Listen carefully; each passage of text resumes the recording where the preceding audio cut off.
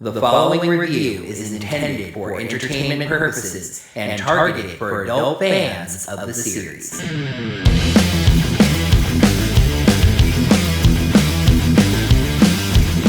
Hello there, heroes. I'm the Orange Ranger, and welcome to Just the Facts on Kamen Rider Dragon Knight Episode 1, Search for the Dragon. After the episode quickly establishes that a man named Frank Taylor is missing, we see a woman in a parking garage walking to her car when she's attacked by monsters called gel newts that emerge from reflective surfaces. She is completely not protected by an inattentive security guard whose name is literally S-E-A-N, Sean. She is protected by a Terminator cosplayer who also emerges from the reflective surface, seriously, short dark hair, sunglasses, leather jacket, who shows up wearing bat-themed armor and riding a motorcycle. He's able to use Advent cards, which he slots into a short sword to activate special attacks, eventually finishing the monsters off with a lance.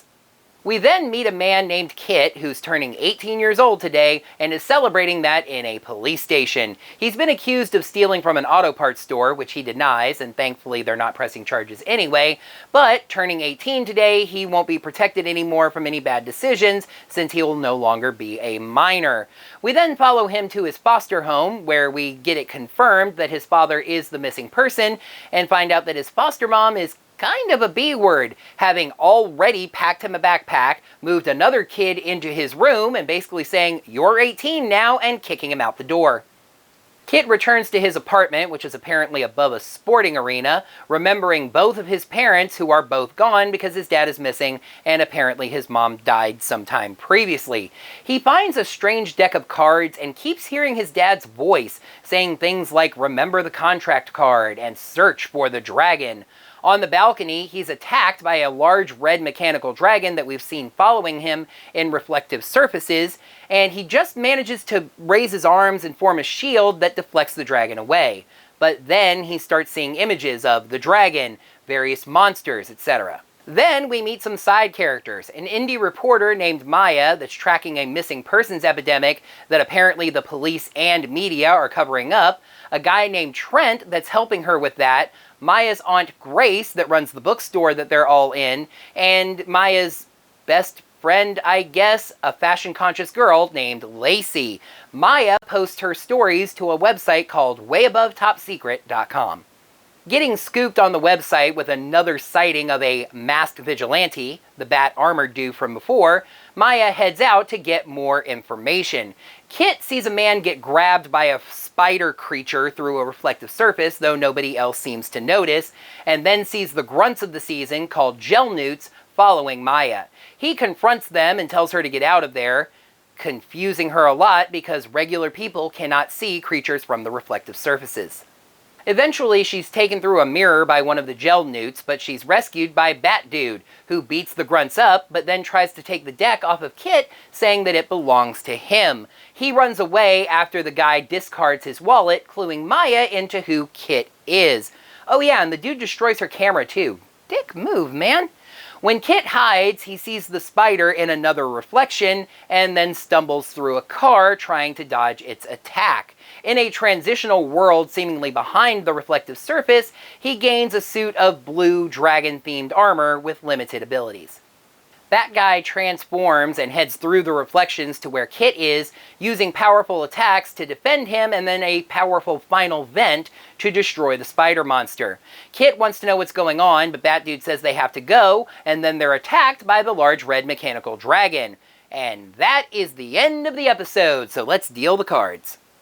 Episode 1, Search for the Dragon. Pros: excellent pacing, good quality fights, and a real-life setting. Cons: not much actual plot, number of characters thrown in early, and the footage quality gap. All in all, just as good a start as I remember. Search for the Dragon gets 4 cards out of 5. A lot of times with action-themed shows, especially kids' action-themed shows, we have to shove all the exposition into the first episode. We have to get a grip on what the story is, we have to learn about all the characters and what's going on with them, we have to have a fight that the heroes are going to win, and then settle things into the status quo. With this show at the end of the episode, I have several questions. Where is Kit's dad, and why can Kit hear his voice? Who is Bat Dude? He doesn't even get a name. Why are people getting taken through reflective surfaces by monsters? Why do Bat Dude and now Kit have powers? Where did the card decks come from? Why can't we go in the dog park? This episode felt way longer than it actually was because this story is taking its time. That does kind of tie into a con, but I'm going to say that it was a very refreshingly literal change of pace. I miss Power Rangers being able to do this, having 40 episodes to take its time. Now, you could argue that these days Power Rangers does have 40 to 44 episodes to tell its entire story, but the way Nickelodeon airs things, you basically have to tell a more or less complete story within 20 to 22 episodes, depending on clip shows. The fights in this episode are really, really good. Matt Mullins, the actor who played Bat Dude, is a very, very skilled martial artist, and Stephen Ford is no slouch either. There are some original footage fights in suit, and those are also quite good. There's not a lot of Ryuki footage, but from what I can remember, the Ryuki fight footage is also quite good, and we do get one short fight in this episode, but it was entertaining. And this is admittedly a minor pro, but it's just so refreshing for the show to be in a real city like Los Angeles versus a fake place like a Coral Harbor or a Pine Ridge or even an Angel Grove, a place that we know in the back of our minds doesn't actually exist. It just adds another lovely layer to the cake of suspension of disbelief. The downside of the slower pacing is that we really didn't get very much of the plot. I mean, have we even seen the main villain yet? I will say we have, twice, but they're not a character yet, just a presence. We don't really have an ongoing plot at this point, just a series of the initial events. I realize this is basically acting like a two-part premiere, even with the similar names, Search for the Dragon and Contract with the Dragon. Just in some spots, it doesn't feel like we found out quite enough. We get a surprising number of characters thrown at us this early. Some of them, like the Foster family, likely won't ever show up again, but we spend a significant amount of time with them. The bookstore crew felt unnecessary this early. They are recurring characters, I will tell you, but I feel like meeting most of them could have waited. I think with Maya, we could have just started with that scene of her walking down the street, dictating notes and exposition into her tape recorder. And yes, this almost goes without saying, though clearly not quite. Just like Masked Rider in 1995 adapted footage from 1988, Kamen Rider Dragon Knight in 2009 adapted footage from 2002. The exact same 7-year gap. So I guess if next year some company does a surprise adaptation of Kamen Rider, they're going to be adapting Kamen Rider Ghost. Oh, and I bet so many Rider fans would just be excited about that, now wouldn't they? There is a clear difference in quality between the original footage and the Rider footage. To their credit, I think they mess with the lighting levels a little bit, and it does give it a look that's generally otherworldly, but it's just still a little noticeable to me.